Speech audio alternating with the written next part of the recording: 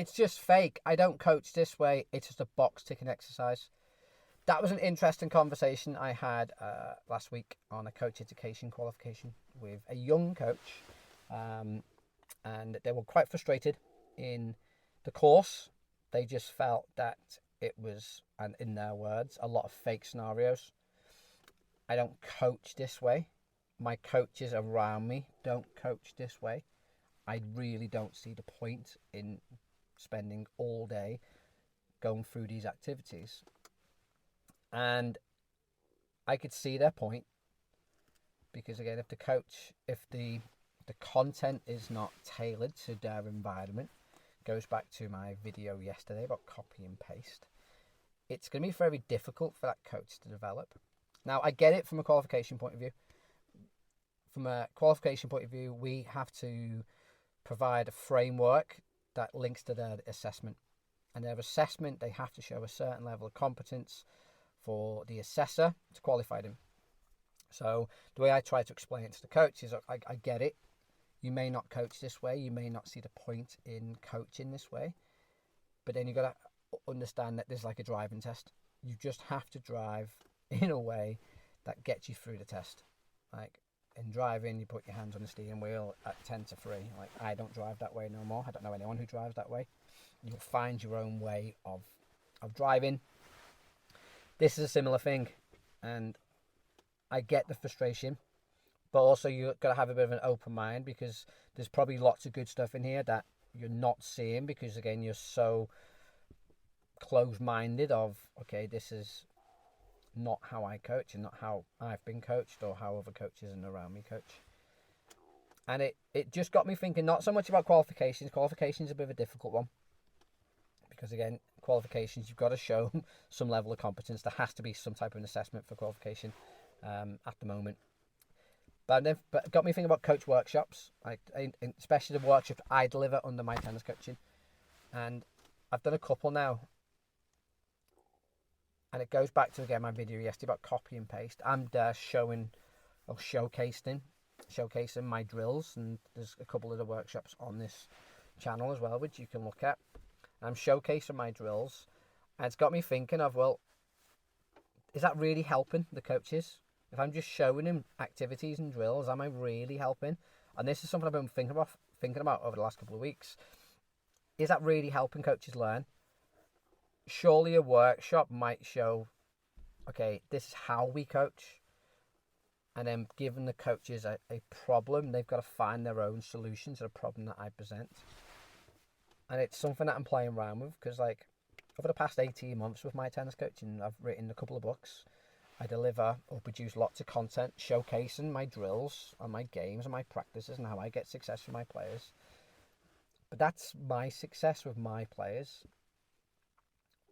And I'm quite conscious now of coaches just trying to copy and paste my games. Pardon me. And I don't think that's a good fit.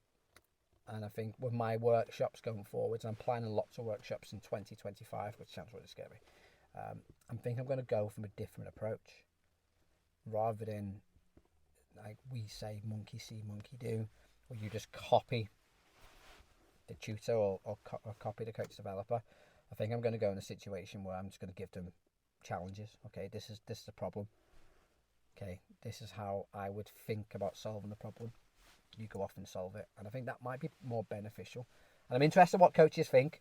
Please leave in the comments what you think about coach education and workshops, because I want these workshops to have an impact. And I had a great mentoring session a few weeks ago with a very well-known coach developer, coach educator. And he said, like, coaches don't really learn at workshops. And he made a great point of saying to me, like, think about all the workshops you've done over your career. How many can you really remember? How many had a huge impact on your learning? And I can only remember one. And big shout out to Miguel Crespo, Wrexham Coaches Conference many years ago. Like, his presentation was so impactful. It really got me to change the way I think. It definitely changed my coaching behaviour. And I see it with my own coaching as well, my own coaching workshops. Like, coaches will come to a My Tennis coaching workshop. I'll follow them on social media. They'll copy the drills for a couple of weeks, and I'll see the drills. And then when I go on their social media a few weeks later, they've gone back anyway. They've gone back to their traditional ways of coaching. So I've not really had an impact of the their learning or their behaviour. So I think the coach had a great point in the qualification. Yeah, a little bit of a different context, because I think, again, qualification, you've got to show competence to get through your assessments. But I think with coach workshops and CPD workshops, from my tennis coaching point of view, this is not anyone else, I think I'm going to think about changing them. And I think that will have a bigger impact. Because I think what I love about coach workshops and CPD workshops, and I say it again on CPD that I do, like, I've got so much experience in front of me. It shouldn't be, listen, how amazing I am, look how great I am. It should be a case of, like, if I've got 12 coaches in the room, that's 12, like, different views, 12 different perspectives, 12 different careers, 12 different journeys. Like, there's so much learning that can be done.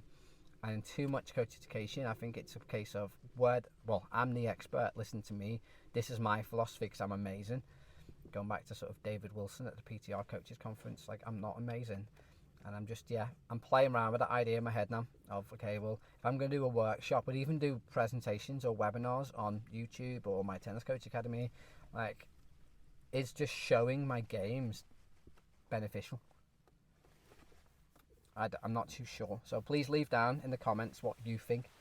Should I just show games and you just copy and paste them, or should I try and do workshops a little bit different? And I think what I'd like to get from a workshop is, when coaches leave the workshop, okay, they do think about how they coach, and it may trigger a change in their coaching behaviour. As always, leave me a thought and comment and down below, and check out mytenniscoaching.com. And until tomorrow's video, I'll see you soon.